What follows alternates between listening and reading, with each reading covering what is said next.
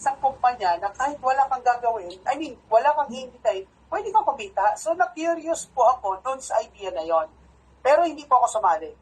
Iniisip ko po si Idol Nixon.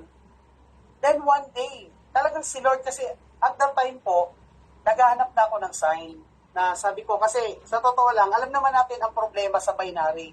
No? Sa mga networkers kong kasama, pag yung kumpanya napapansin nyo ng medyo kinakamada na at yung product makikita ko na sa Lazada at Shopee, medyo naapektuhan na po. So dumating po ako sa point na ako mismo naapektuhan kasi nalulusawan na ako ng grupo, ako po yung sumbungan and yet wala ako magawa. Parang ganun po, my hands are tied.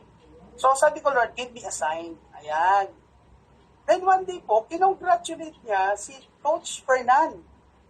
Kinongratulate po niya si Coach Fernan doon sa Facebook. Sabi ko, teka, parang kilala ko to. Sabi ko, gano'n. Idol ko to.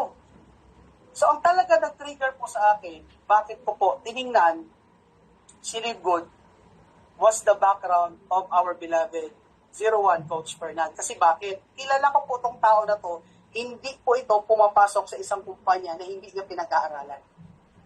At hindi po ito pumapasok sa isang kumpanya na masisira lang ang kanyang pangalan. Doon po ako bumase kasi we have same principle. Ganon din po ako.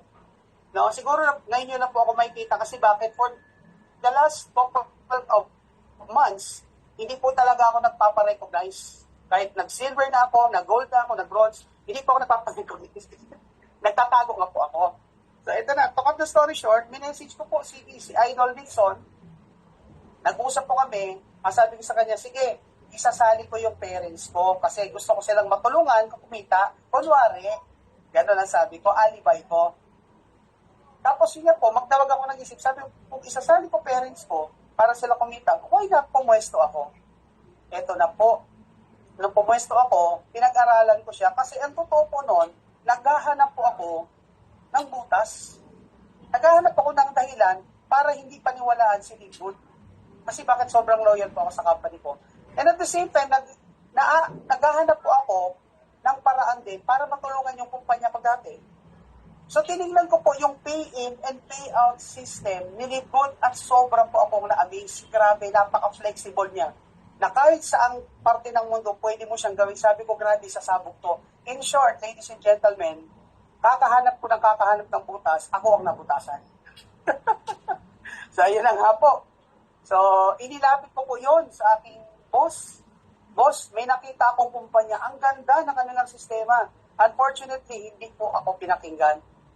So, sige lang, ganun talaga po. Kasi syempre, he's the boss. So, tinuloy ko po yung pag-iimbestiga.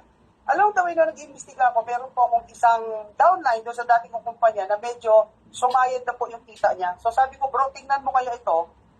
Baka makatulong. Ay, hindi ko po sukat akalain. Hindi pa po ako halos nagme-member nagpupumilit na, naggusto na mag-join. So, napilitan po ako mag-member at nakakatawa pa po yung kwento ko kasi ayaw ko pong sabihin sa asawa ko na nag-member po ako sa Liquid. Diba? So, tinago-tago ko pa po yan. Nakakatawa pa po. No? Kaya lang talagang, yun nga, nung sumali na po ako kay Liquid, parang ang gusto ko lang gawin talaga is i-satisfy yung sarili ko na hindi totoo to. This is really amazing and grabe ang pagkagawa, pero hindi to totoo, hindi to totoo. Kaya lang yun nga pala, hindi ko po namamalayan, kaka-attend ko po kay Coach Idol Fernan na in love na po ako kay Liquid.